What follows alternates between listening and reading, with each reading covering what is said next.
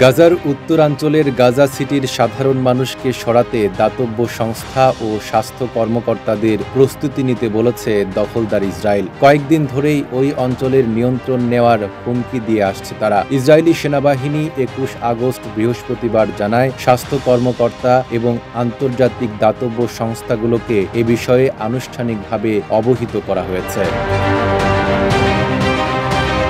বিবৃতিতে বলা হয়, গাজার উত্তরাঞ্চল থেকে সাধারণ মানুষকে দক্ষিণে সরিয়ে নেওয়ার জন্য প্রস্তুত থাকতে বলা হয়েছে। একই সঙ্গে উত্তরাঞ্চলের সব স্বাস্থ্যসেবা সরঞ্জাম দক্ষিণে নিয়ে যাওয়ার নির্দেশনা দেওয়া হয়েছে, যাতে আহতদের সেখানেই চিকিৎসা দেওয়া যায় এবং আশ্রয় নেওয়া মানুষের বাড়তি চাহিদা পূরণ করা সম্ভব হয়। এদিকে গাজা সিটি দখলের লক্ষ্য নিয়ে ৬০,০০০ রিজার্ভ সেনা সমাবেশের অনুমোদন দিয়েছে ইসরায়েলি প্রতিরক্ষা মন্ত্রণালয়। বিশ্লেষকরা বলছেন, এর মধ্য দিয়ে গাজার ওপর আরও বড় আকারে সামরিক অভিযানের ইঙ্গিত দিচ্ছে দখলদার ইসরায়েল।